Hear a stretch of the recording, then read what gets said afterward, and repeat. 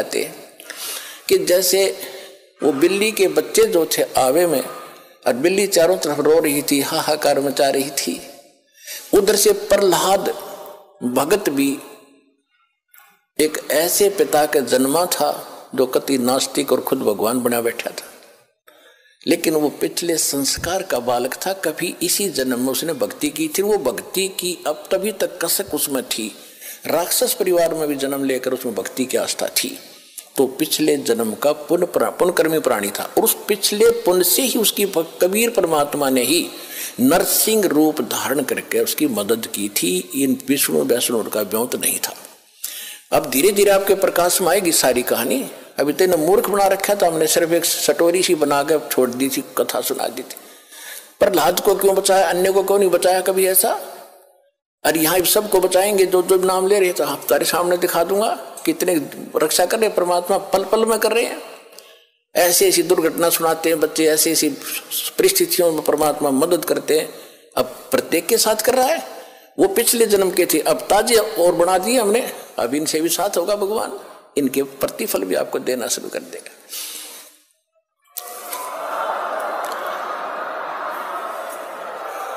तो प्रहलाद कच्चा पक्का था।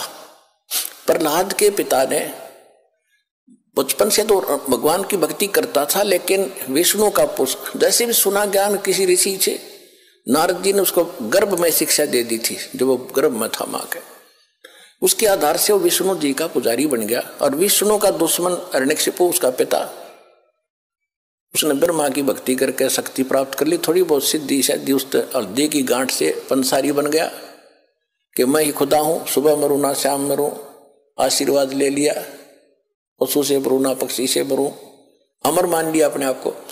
इस कारण से उसने अपने बेटे से कह दिया कि विष्णु का नाम नहीं लेगा, भगवान की भक्ति नहीं करेगा।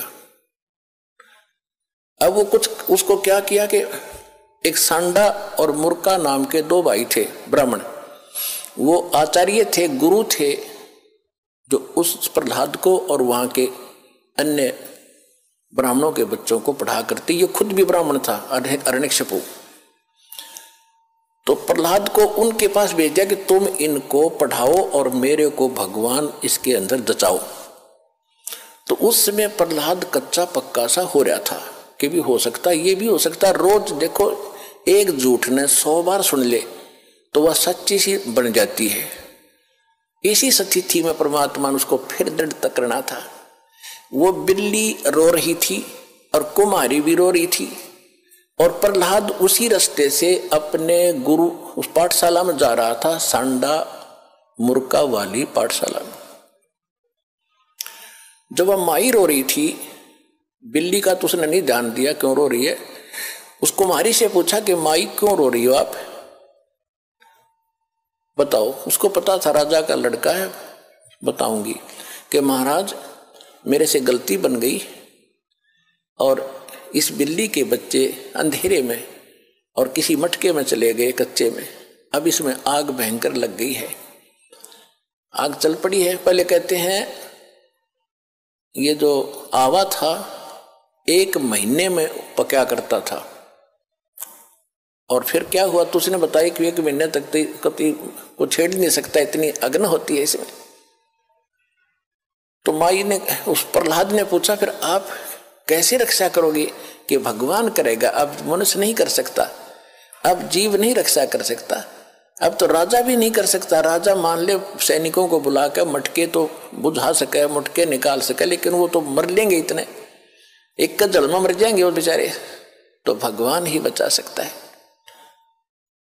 क्या माई भगवान विष्णु जिससे भी भगवान है, यानी क्या माई भगवान इतना ताकतवर है कि वहां भी रक्षा कर देता है? कहां बेटा।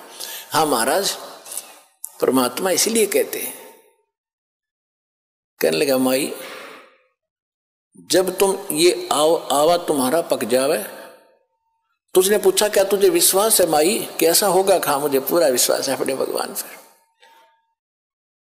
तो उसने, प्रहलाद ने कहा कि जब तुम्हारा ये आवा पक जावे, ये किलन मटके पकाने का भट्ठा, उसको आवा बोलते हैं, पूजा आवा, तो जब ये पक जाओ तो मुझे बुलाना, उसके बाद इसको खोलना और यदि ये बच्चा जीवित पागे तो मैं भी इस भगवान के अतिरिक्त किसी को मानूंगा नहीं, किसी की भी। और नहीं तो भाई खबरदार, आज के बाद तूने राम का नाम यहाँ पर ले दिया, मेरे पिता का नाम लिया करो। उसका रंग चढ़ गया था थोड़ा सा, तुझे मालूम नहीं मेरे पिता को पता लग गया तेरे को जान से मरवा देगा। तो माई कहने लगी मुझे मालूम है, लेकिन मेरी मजबूरी है, आपके पिताजी भगवान नहीं है और इनको नहीं बचा सकते, मेरा भगवान बचाएगा। इस कारण से क्या हुआ, परमात्मा ने ऐसी अगले ही दिन ऐसी ठंडी हवा चलाई, वो तो लीला थी दाता की। 3 दिन के अंदर, पहले एक महीने में पकता था, 40 दिन में, 3 दिन में हवा पक के तैयार हो गया और आग बुझ गई, कति ठंडी हो गई। अब राजा के लड़के का आदेश था, जब प्रहलाद आया पाठशाला में जाने के लिए, कहा महाराज आज आवा मालिक की दया से 3 दिन में पक गया, आज हम इसको खोलेंगे। प्रहलाद वहीं बैठ गया, अब खोलो। वो निकाला, एक मटके में जिसमें वो बच्चे थे उसका अग्नि की आंच भी नहीं लगी थी, न्यू का न्यू कच्चा था, बच्चे सुरक्षित थे।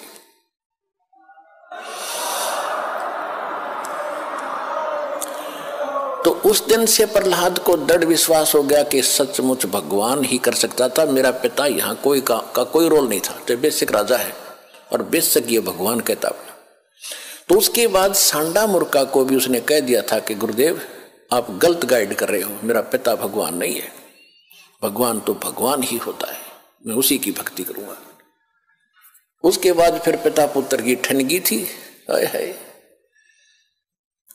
पावेगा अपना किया रे, भोगेगा अपना किया रे मन तू, पावेगा अपना किया रे, भोगेगा अपना किया रे।